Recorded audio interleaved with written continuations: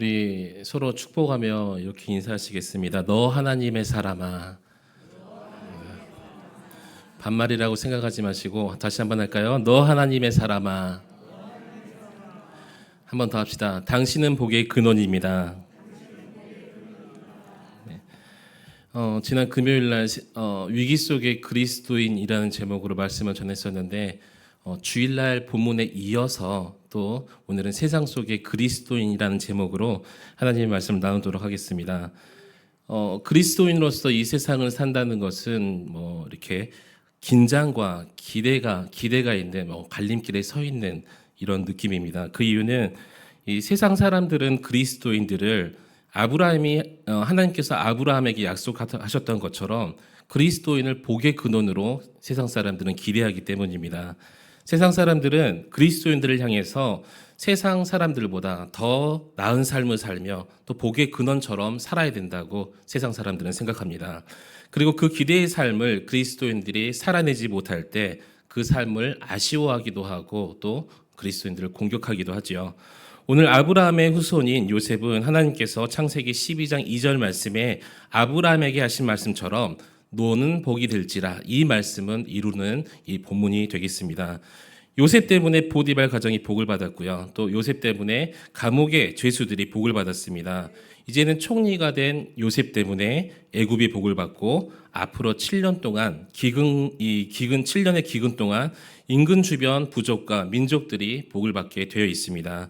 사랑하는 성도 여러분, 전 요셉처럼 우리 교회 때문에 그리고 여러분 때문에 세상이 복을 받고 이웃이 복을 받을 수 있기를 우리 주님의 이름으로 간절히 축원합니다. 이 본문은 여전히 억울하게 감옥에 있던 요셉의 시간 속에서 바로가 꿈을 꾸는 것으로 시작합니다. 바로는 두 가지 꿈을 꾸지요. 그런데 그 꿈으로 인해서 바로가 번민을 합니다. 그 번민 속에 바로는 애굽의 모든 지혜자를 모아서 자신의 꿈을 해몽하게 하는데 아무도 바로의 꿈을 풀지 못합니다. 그 꿈은 바로 하나님께서 바로에게 꾸게 하신 꿈이기 때문이죠. 그래서 사람들이 풀려고 했지만 풀 수가 없었어요. 감옥에서 왕의 죄수들과 하나님의 때를 기다리고 있었던 하나님의 사람 요셉을 통해서 바로의 꿈이 해몽이 되죠. 모든 꿈을 푼 요셉을 향해서 바로의 반응이 바로 오늘 본문의 내용입니다. 전 특별히 요셉을 향한 이 바로의 반응처럼 세상이 기대하며 말하는 그리스도인들의 이 진정한 모습을 발견할 수 있기를 축복합니다. 여러분, 우리는 세상 속의 그리스도인이죠. 세상 속에 살고 있는 그리스도인입니다. 세상에서 인정받는 하나님의 자녀가 되어야 되는데, 그렇다면 세상이 기대하는 그리스도인의 모습은 어떤 모습일까요? 또한 오늘 본문에서 말하는 세상 속의 그리스도인은 어떻게 살아야 될까요? 저는 오늘 특별히 2025년 우리 1월 달을 결단하는 달이라고 하는데, 결단의 1호를 보내면서 우리가 더욱더 갖춰야 될 그리스도의 모습을 무엇인지 깨달으며 살펴보는 복된 시간 되시기를 우리 주님의 이름으로 간절히 축원합니다. 첫 번째로 그리스도의 모습은 실력임을 말씀하고 있습니다. 요셉은 하나님의 지혜와 명철을 가진 사람이죠. 그래서 본문 37절은 바로와 그의 모든 신하가 이 일을 좋게 여긴지라라고 이 말씀으로 시작을 합니다. 바로는 요셉을 좋게 여겼는데 그 내용이 세 가지가 있어요. 하나님이 보여주신 바로의 꿈을 요셉이 풀었기 때문에 바로가 요셉을 좋게 보았죠. 그 꿈은 이제 애굽의 7년간 풍년이었고 7년 동안은 흉년이 온다는 내용이었습니다. 그런데 요셉은 해몽에서 끝나는 것이 아니라 하나님이 보여주신 그 꿈에 대해서 이 준비한 재앙까지 바로 왕에게 이야기를 하기 시작해요. 기근에 대비해서 명철하고 지혜 있는 사람을 택하여서 풍년과 흉년을 다스리게끔 이렇게 바로에게 제안을 합니다. 또 둘째는 나라 안의 지역들에게 이 감독관을 두어서 지역마다 그 풍년과 흉년을 준비하게 만들어요. 마지막 세 번째는 풍년 동안 소득의 5분의 1을 미리 거두어서 흉년에 준비하면서 각 성읍에 창고를 지어 쌓아두게 만들었습니다. 이 모든 제안에 바로가 요셉에게 이렇게 말을 합니다. 우리 39절 말씀 함께 읽도록 하겠습니다. 시작. 요셉에게 이르되 하나님이 이 모든 것을 내게 보이셨으니 너와 같이 명철하고 지혜 있는 자가 없도다. 아멘. 우리 서로를 보며 다시 한번 축복할까요? 명철하고 지혜롭습니다. 이 요셉은 하나님이 보여주신 꿈만을 정하는 것이 아니라 앞으로 문제의 해결 방안까지 바로 왕에게 제시를 해요. 요셉은 궁전에서 지혜자들과 또 권세자들이 그 앞에 다 모여 있는데 그 앞에서 왕에게 정치 또 경제의 원리를 분석하면서 하나님의 지혜와 하나님께서 주신 그 명철로 왕에게 이야기를 했던 거예요. 여러분, 만약에 요셉이 실력이 없이 기근에 살아남도록 무조건 자신만 믿어라. 내가 하나님의 사람이니까 나만 믿고 따라오면 기근이 해결될 수 있어. 이렇게 말을 했다면, 밑도 끝도 없이 이야기했다고 하죠. 이렇게 말했다면 바로 왕은 죄수였던 그 요셉을 바로 무시했을 겁니다. 물론 믿음보다 실력이 중요하다는 것은 아니에요. 그리스도인은 믿음으로 성실하게 실력을 준비해야 된다는 것이죠. 어떤 목사님이 신대원 다닐 때 그 목사님 선배 중에서 자칭 불바다라고 부르는 이 선배가 있었다고 해요. 북한이 남한을 공격해서 불바다, 이런 불바다가 아니라 성령의 불바다, 이 선배가 있었었는데 그 선배가 정말 열심히 기도하는 사람이었다고 합니다. 문제는 기도만 열심히 하신 거예요. 학생이 기도만 열심히 하면 어떻게 되겠어요? 한 번은 불바다 선배가 이 중간고사 시험 전날부터 저녁부터 밤새 원래는 뭘 해야 되죠? 공부를 해야 되는데 이 기도의 굴에 들어가서 계속해서 기도만 하신 거예요. 공부해도 모자를 판인데 기도만 하셨습니다. 그런데 선배의 기도의 제목이 하나님, 시험의 답을 하나님의 감동으로 저에게 알려주시옵소서. 실제로 이렇게 기도하신 분이 있었대요. 이 시험장에서 그 목사님 옆에 그 선배가 앉았는데 하나님이 그 선배에게 답을 안 보여주셨대요. 결국 그 목사님은 이제 이 문제를 풀려고 해도 모르니까 성적 안 좋게 나오면 안 되잖아요. 그 목사님에게 조릅니다. 이 문제 좀 알려달라 막 이렇게 찔러요. 그 목사님이 뭐라고 말씀하셨냐면, 물론 하나님께서 안 보여주셨기 때문에 자기도 안 보여줬다, 이렇게 이야기를 했다고 합니다. 여러분, 이런 기도는 마치 이런 감나무 밑에 딱 입 벌리고 있다가 정확하게 내 입에 떨어지게 해주시옵소서, 이런 기도와 좀 비슷한 기도지요. 하나님께서 기뻐하시는 기도는 바로 이런 기도가 아니라는 거예요. 요즘 구직자들에게 스펙이라는 단어가 유행하고 있습니다. 예전에도 유행했지만, 그래서 우리 청년들이 구직을 위해서, 취업하기 위해서 이력서에 많은 것들을 기록해야 된다는 것을 잘 알고 있어요. 그래서 되게 열심히 노력하고 자격증도 따고 시험도 보고 이렇게 하죠. 지나친 스펙주의는 위험합니다. 그런데 일부 기독 청년들 가운데 스펙보다 간증과 믿음이 중요하다면서 마땅히 준비해야 될 그 믿음의 실력들을 포기하는 경우도 있다는 거예요. 잘못된 것이죠. 예전에 그런 청소년이 한 명 있었어요. 이 청년이 좀 약간 반대되는 경우인데, 어떤 청소년이냐면 교회에서 열심히 베이스 기타를 치는 고등학생이었습니다. 그런데 이 친구가 수학 공부를 잘해서 전북대학교 수학교육학과를 들어가고 싶어서 원서를 썼는데 서류 전형에 합격해서 이제 면접을 보게 됐어요. 면접을 보는데 이 교수님이 묻는 거예요. 너는 왜 아무런 봉사활동이 없니?라고 물어보니까 그 친구가 뭐라고 대답했냐면, 저는 금요일 교회에서 반주하고 토요일 연습하고 주일날 또 교회에서 반주한다고 봉사활동할 시간이 없었습니다 라고 이야기를 했다고 해요. 어떻게 됐을까요? 그 친구는 다행히 정말 하나님의 은혜로 붙었어요. 그런데 만약에 그 친구가 떨어졌다면 마음속에 어떤 마음이 들까? 낙담한 마음이 들었겠죠. 성경의 위대한 인물들은 하나님이 주신 은사로 잘 준비했고 준비된 실력으로 하나님께 더 크게 쓰임을 받았습니다. 하나님께서 다윗을 사용하여서 그 골리앗 장군을 쓰러뜨릴 때 평소에 양을 치면서 훈련했던, 평소에 그렇게 이 짐승들을 쫓아냈던 물맷돌로 이기게 하셨다는 것이죠.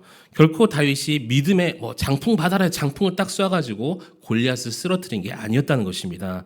바울도요, 준비된 학문과 실력으로 당시 철학에 굉장히 능한 이방인들에게 복음을 전했다는 거예요. 논리적으로 이겼어야 되죠. 하나님이 이방인들에게 복음을 전하는 일을 베드로에게 맡기시지는 않았습니다. 그 이유는 베드로는 이방인들에게 복음을 전할 수 있는 그런 학문적인 준비가 덜 되어 있던 사람이었어요. 베드로는 하나님의 예수 그리스도의 수제자지요. 수제자이기도 하고 위대한 사도이지만 베드로 전후서 외에는 기록된 성경이 없는 이유가 학문적인 실력이 없었다라는 신학자들의 이야기도 있습니다. 그런데 바울은 학문적으로 준비가 되어 있었기 때문에 13권의 서신서를 기록하여 하나님께 사용받았습니다. 여러분, 하나님은 믿음이 좋으며 그 일을 하기에 잘 준비된 사람을 사용하신다는 거예요. 흔히 사람들은 무조건 믿음만 좋으면 된다라고 이야기를 하시는 분도 있는데, 그러나 믿음뿐만 아니라 믿음 위에 하나님께서 주신 지혜와 실력으로 준비해야 됨을 여러분 믿으시기 바랍니다.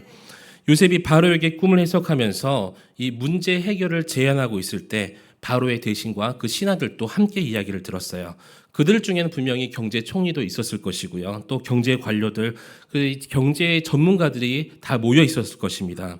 그런데 그 누구 한 명도 요셉의 말에 반박하지 않았음을 성경은 기록하고 있어요. 모두 인정하고 좋게 여겼다라고 기록하고 있을 뿐이지 비난했다, 요셉의 말에 딴지를 걸었다라고 기록되어 있지 않습니다.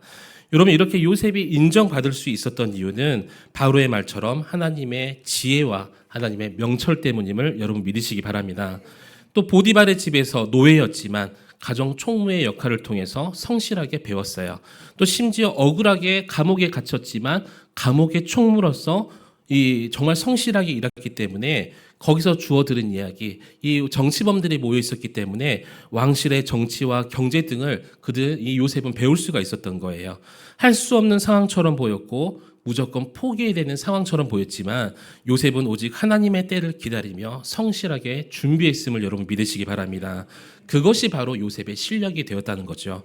제가 예전에 교회에서 대학 청년부를 맡았을 때 늘 아쉬웠던 게 있었어요. 결혼해야 될 청년들이 좋은 짝을 찾지 못해서 힘들어하는 그런 청년들이 있었습니다. 교회 안에 청년들이 믿음만 있으면 실력이 없고 실력이 있는데 또 그 청년은 믿음이 없어요. 실력을 쌓을 조건이 안 된다고 말합니다. 지금은 아니고 언젠가 큰 기회가 나에게 찾아왔을 때 내 실력을 발휘하겠습니다라고 이야기를 하는 청년도 있어요.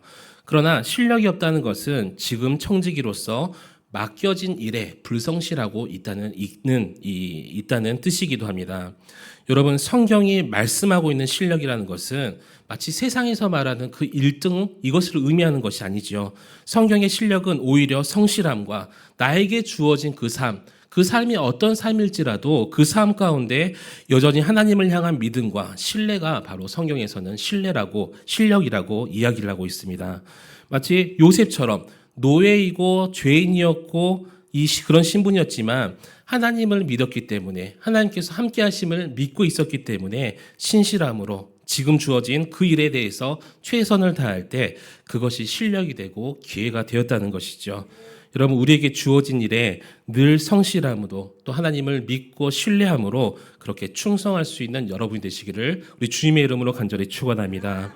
나에게 주어진 일을 통해서 세상 속에서 역시 그리스도인이야, 하나님의 자녀야라고 인정받을 수 있는 그런 여러분이 되시기를 우리 주님의 이름으로 다시 한번 축원합니다.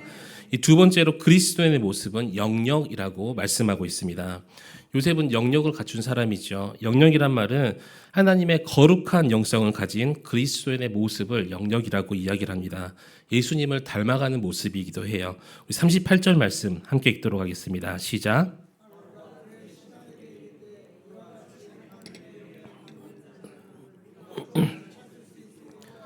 아멘.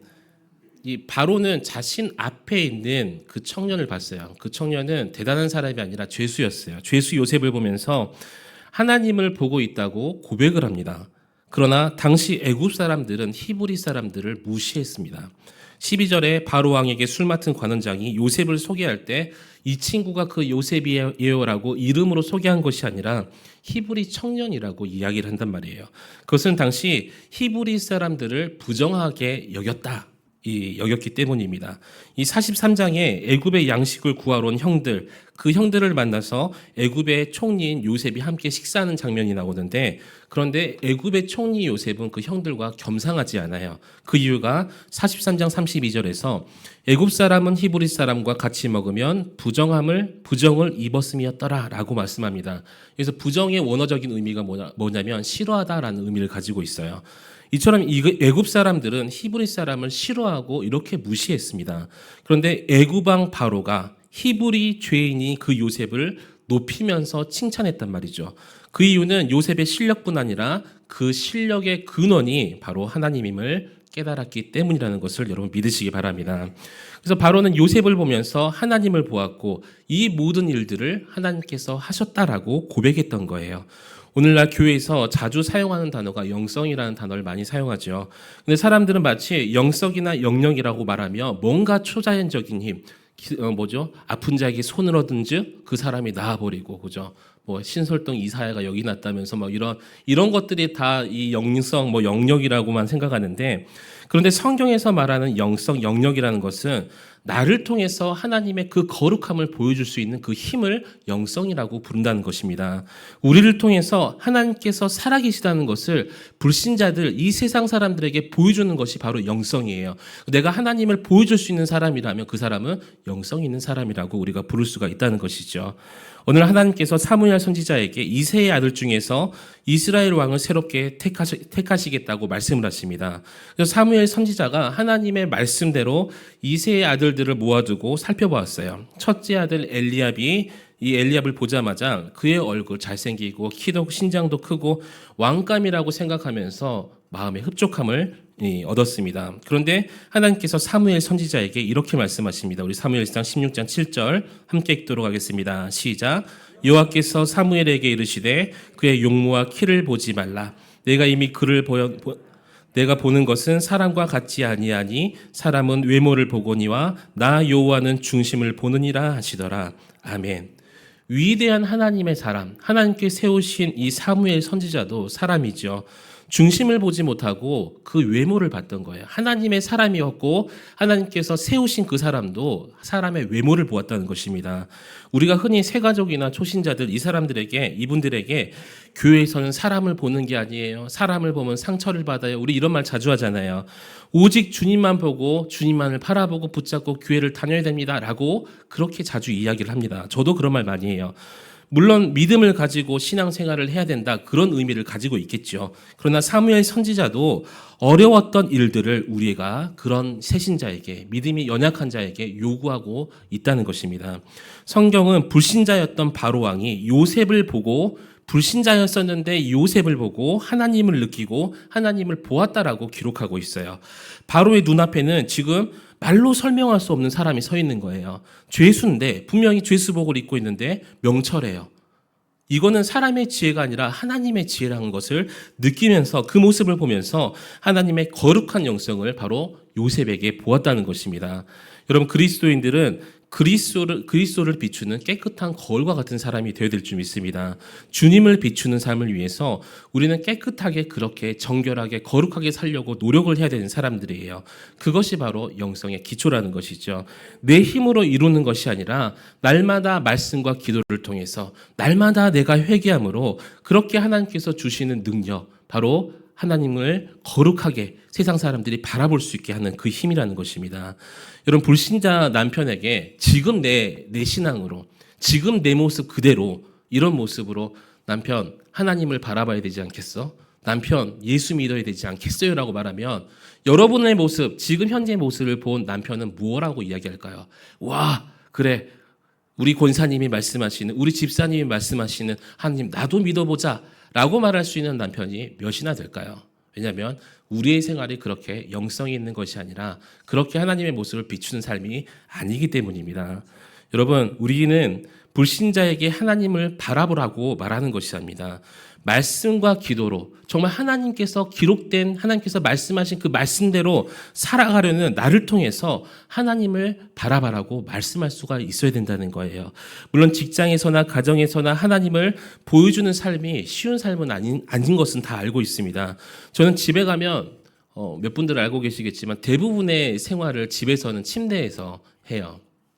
제가 집에 가면 정말 7시 안에 잠들려고 노력하는 사람입니다. 신기하시죠? 오후 7시간 되면 8시, 늦어도 8시 안에 꼭 제가 잠들고 싶어 해요. 왜냐하면 새벽에 일찍 일어나서 제가 집중할 수 있는 시간이 낮보다는 이 새벽 시간대더라고요.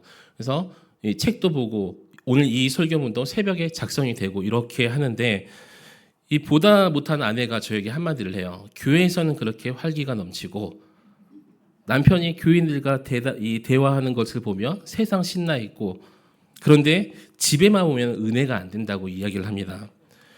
설교 시간에 분명히 가정은 작은 교회다, 가정은 그렇게 가정은 중요시해야 된다, 그렇게 말하면서 그렇게 말한 본인은 정작 무엇을 하고 있느냐, 그래도 9시까지는 나랑 놀아줘라 라고 말하는 날만 놀아주고 저는 바로 또 8시, 다른 날 때는 8시가 되기 전에 잠에 들려고 노력을 해요.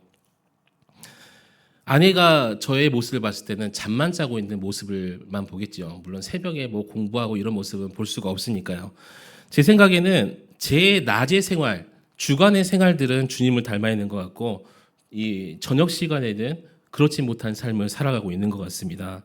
저는 교회에서 이렇게 매일매일 살아가면서 거룩한 성도들과 함께하는 목사이지만 주님을 닮은 삶을 보여주는 것이 쉽지만 않은 것 같아요. 하루의 절반 이상을 가정에 있어야 되는데 하루의 정말 절반 이상은 아니죠. 그 정도 시간을 가정과 함께 그들을 위해서 또 헌신하며 살아야 되는데 그렇지 못한 저의 삶을 보게 된다는 거예요. 말씀과 반대되는 삶을 살아가고 있다는 것이죠. 고린도전서 11장 1절 말씀 우리 함께 읽도록 하겠습니다. 시작. 내가 그리스도를 본받는 자가 된 것 같이 너희는 나를 본받는 자가 되라. 아멘. 바울이 하신 말씀이에요. 바울은 너희는 나처럼 살지 마라 라고 이야기를 한 것이 아니라 말씀하신 것이 아니라 담대하게 너희는 나를 본받는 자가 되라 라고 바울이 말씀하셨습니다. 바울은 교만하게 말씀하신 것이 아니라 날마다 주님을 닮으려고 그렇게 몸부림치고 있는 그 자신의 모습을 바라보라는 것이었죠. 오늘 또 주님을 닮으려는 자신의 모습을 지금 너희도 본받으라 라고 우리에게 명령하고 있습니다. 여러분, 하나님의 거룩한 영성을 통해서 날마다 그렇게 몸부림치는 그런 우리의 모습으로 하나님을 세상 사람들에게 보여줄 수 있기를 우리 주님의 이름으로 간절히 축원합니다. 너희는 나를 본받으라. 이 바울의 고백처럼 세상을 향해서 세상에 믿지 않는 그 불신자들을 통해 향해서 그리스도인들을 보여줄 수 있는 우리의 영성이 되어야 된다는 것이죠. 교회 안에서만 믿음, 가정 안에서만 믿음을 말하는 것이 아니라 여러분의 가정과 직장에서 믿지 않는 사람들과 믿음이 연약한 그들에게 하나님을 보여줄 수 있는 귀한 영성을 소유하시기를 우리 주님의 이름으로 간절히 축원합니다. 마지막 세 번째로 그리스도의 모습은 성취라고 말씀하고 있습니다. 성취는 하나님의 약속을 이뤄가는 그리스도인의 목표이기도 합니다. 우리 41절과 42절 말씀 함께 읽도록 하겠습니다. 시작.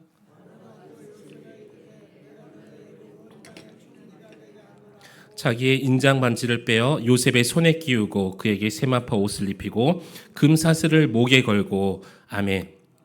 요셉은 어릴 적 꾸었던 그 꿈 때문에 13년을 고생했습니다. 그러나 그 꿈 때문에 요셉은 그 꿈을 성취하게 되었습니다. 아버지 야곱으로부터 입혀졌던 그 채색 옷이 형들에 의해 벗겨졌어요. 보디발의 집에서 다시 노예의 옷으로 바뀌어지고요. 다시 보디발의 아내 때문에 누명을 쓰고 감옥에서 죄수의 옷을 입었습니다. 그러나 이제 바로에 의해서 총리가 입는 세마포 옷을 입게 되었습니다. 요셉의 처음은 꿈처럼 빛났죠. 그런데 요셉은 지금까지 자신의 옷을 자신이 골라 입었던 것이 아니었어요.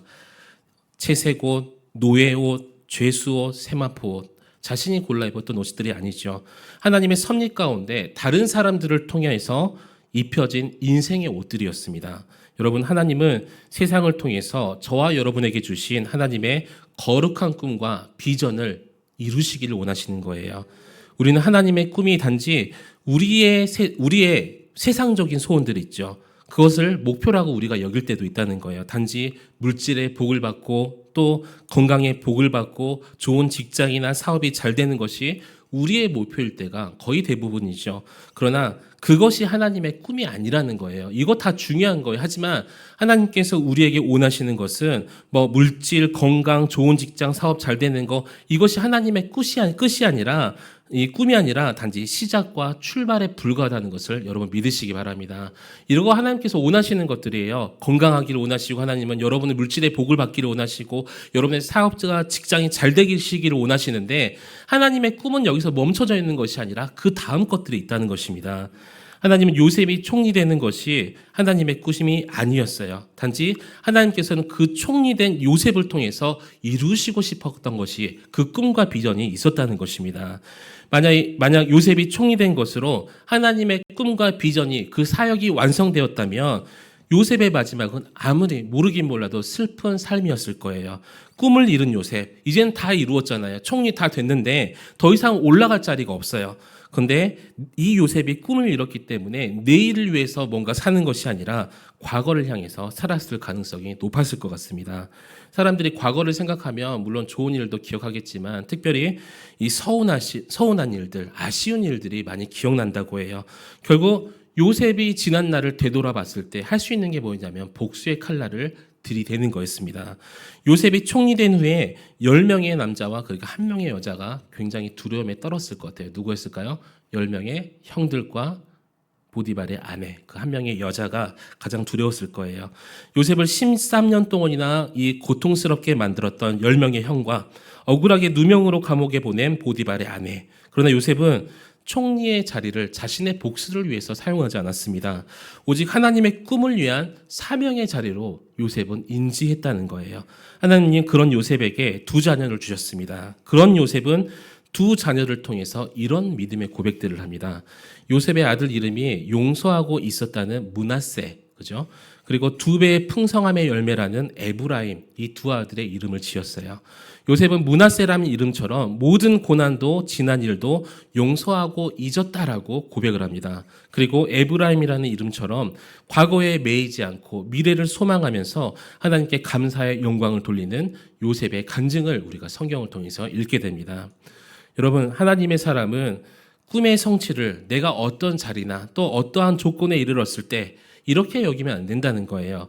우리에게 더 중요한 것은 그 자리와 그 상황을 넘어서 이제 신앙의 열매와 성숙을 보여줄 때라는 것입니다. 누구에게 보여줘야 돼요? 물론 하나님 앞에 보여줘야 되고 이 세상 사람들에게 그리스도인으로서 성숙한 모습, 이 열매들을 보여줘야 된다는 것입니다. 하나님은 우리에게 이렇게 말씀하시죠. 너는 복이 될지라. 우리 한 번 더 축복할까요? 너는 복이 될지라. 하나님께서 너는 복이 될지라라고 말씀하셨어요. 이 말씀은 단순하게 내가 세상에서 남들보다 더 좋은 자리, 더 많은 것들을 누리고 이렇게 더 많은 것을 가지는 것을 의미하지 않습니다. 이제는 하나님께서 맡겨주신 그 장소에서, 그 상황에서 요셉이 그들을 용서하고 포용하고 안아주고 감싸주었던 것처럼 더 주님의 자녀답게 성숙으로 살아내는 그 모습, 바로 하나님께서 기대하는 모습이라는 것이죠. 여러분, 세상 속의 그리스도인으로서 때로는 사랑과 용서와 인내로 여러분에게 맡겨진 그 일을 더 충성할 수 있기를 우리 주님의 이름으로 축복합니다. 세상 속에서 일터의 사역자, 또 우리 일터 선교사라고도 부르잖아요. 일터의 선교사로 부르신 그 하나님의 음성에 반응하면서 늘 충성할 수 있기를 다시 한번 우리 주님의 이름으로 간절히 축원합니다. 말씀 맺도록 하겠습니다. 실력과 영역, 영성, 성취, 오늘 제가 말씀드렸던 3가지 3대지이죠. 우리는 세상 속에서 살아가고 있는 그리스도인이 분명합니다. 많은 그리스도인들이 세상에서 살아가고 있어요. 그런데 오늘날 왜 교회는 욕을 먹고 많은 사람들이 왜 교회에 대해서 부정적인 인식을 가지고 있을까요? 교회 때문일까요? 아니면 그리스도인 때문일까요? 여러 가지 이유가 있겠지만 그중 하나는 어느새 교회 안에서 소망을 볼 수 없기 때문이었습니다. 물론 오늘날 많은 그리스도인들도 소망을 품고 나름 소망을 가지고 세상을 살아가지요. 그러나 언젠가부터 교회 안에서 내가 소망하는 것들이 세상의 소망과 다를 바 없는 모습들이 보여지고 있다는 거예요. 하나님을 믿으면 세상에서 복을 받아. 우리 자주 하는 말이잖아요. 하나님이 우리 자녀 좋은 대학 보내줬어. 하나님이 우리 자녀들 좋은 대학 보내줄 거야. 하나님 믿으면 병에서 나을 수 있어. 하나님 이번에 우리 집값 올려주셨어. 하나님께서 좋은 며느리, 좋은 사위 주셨어. 우리 자녀들에게 그런 좋은 며느리, 사위를 주실 거야. 이런 말들은 우리가 무엇을 소망하면서 우리가 무엇을 가장 중요하게 여기며 살아가고 있는지 보여준다는 거예요. 여러분의 기도는 어떻습니까? 교회에 와서 하나님께 부르짖고 있는 그 기도 제목들이 하늘에 소망을 두고 있는 것인지 아니면 이 땅에 소망을 두고 있는 것인지 여러분 다시 한번 생각해 보시기 바랍니다. 조금만 생각해 보면 이런 소망들은 교회 밖의 소망들과 다를 바가 없다는 거예요. 그 사람들, 불교나 다른 종교 사람들이 그 자신들이 믿는 신에게 빌고 있는 그 소망들과 다를 바가 없습니다. 자신들과 똑같은 소망을 가지고 살아가는 교회를 향해서 사람들은 그 어떤 매력도 느끼지 못한다는 것이죠. 저 사람들은 그저 기독교라는 종교를 통해서 세상의 소망을 얻고자 하는 그런 종교인들로 이 세상 사람들이 우리를 바라본다는 거예요. 예수님을 믿는다는 것은 곧 하나님 그분 자체로 우리의 가장 큰 소망이 되어야 될 줄 믿습니다. 예수님께서 우리의 참되고 유일한 소망이 될 때 우리의 삶은 모든 면에서 달라지기 시작한다는 거예요. 마치 요셉처럼요. 죄수였을 때도, 노예였을 때도, 억울했을 때도 하나님만 붙들고 그분이 소망이 될 때 그의 삶은 놀랍게 변화될 줄 믿습니다. 비록 세상에서 성공하지 못해도 또 원하는 학교에 가지 못했을지라도 고통스러운 추병에도 또 좋은 집에 살지 못해도 사랑에 실패했어도 또 아픔 속에서도 완전히 좌절하거나 무너지지 않고 오히려 그 속에서 나를 향하신 하나님의 뜻을 발견하면서 참된 소망이신 우리 하나님을 바라보았을 때 우리가 더욱더 한 걸음 앞으로 나아갈 수 있다는 것입니다. 이처럼 교회가 세상을 소망하는 것이 아니라 우리가 세상 속의 그리스도인으로서 하나님 그분 자체로 진정 우리가 소망하며 나아갈 때 사람들은 비로소 교회를 통해 이 세상에서 볼 수 없는 소망을 보게 될 줄 믿습니다. 이 찬양 가사 중에 이런 가사가 있죠. 세상 일에 실패했어도 너는 절망하지 말아라. 내가 너를 도우리라. 내가 다시 일어서게 하리라. 질병으로 고통당해도 너는 두려워 말라. 내가 너를 도우리라. 다시 일어서게 하리라. 우리 다 함께 한번 찬양해 볼까요? 다 함께 찬양하도록 합시다.